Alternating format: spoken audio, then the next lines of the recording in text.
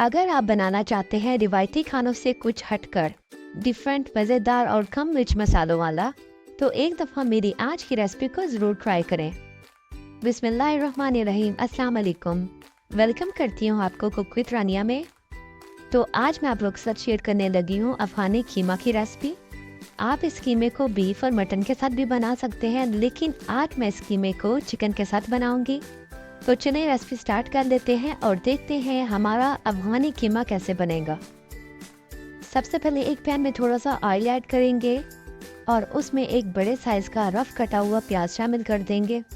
प्याज को हमने गोल्डन ब्राउन नहीं करना और ना ही उसका कलर चेंज करना है। बस 2 से 3 मिनट तक इसे फ्राई कर लेंगे। बस इतना ही फ्राई करेंगे कि प्याज थोड़े से सॉफ्ट हो जाएं। उसके बाद हम इसमें लहसुन शामिल करेंगे। साथ ही हम 5 से 6 सब्ज़ मिर्ची शामिल कर देंगे। लहसुन और सब्ज़ मिर्ची शामिल करने के बाद हम मज़ीद इसे 2 से 3 मिनट तक फ्राई करेंगे।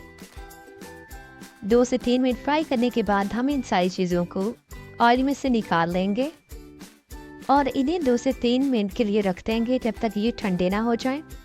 ठंडा होने के बाद हम इन्हें ब्लेंडर जार में डाल देंगे और साथ ही हम इसके सब्ज़ धनिया शामिल कर देंगे।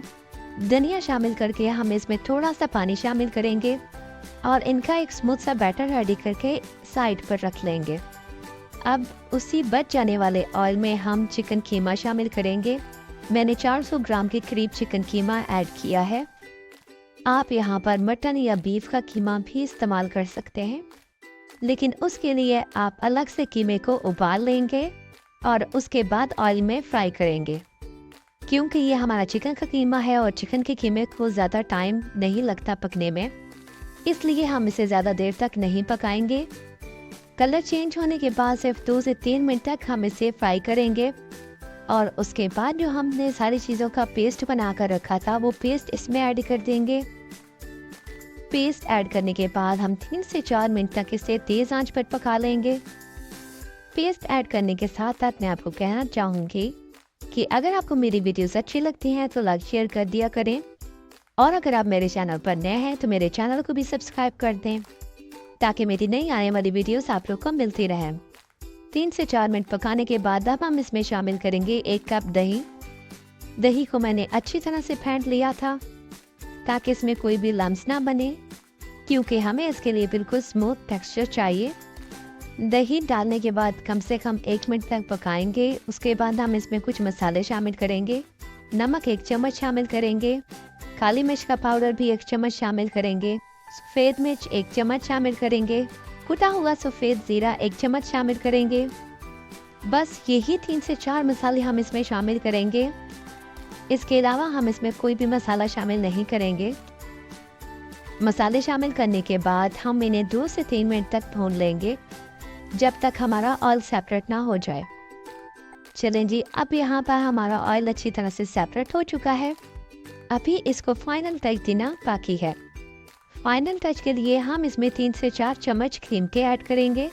अगर आप लोग सोच रहे हैं कि क्या हम क्रीम को स्किप कर सकते हैं, तो बिल्कुल नहीं। बेहतरीन जायके के लिए इसमें क्रीम ज़रूर शामिल करेंगे। अगर आपके पास क्रीम ना हो तो आप घर में मौजूद मलाई को भी इस्तेमाल कर सकते हैं, लेकिन क्रीम या मलाई इसमें ज़रूर शामिल होगी।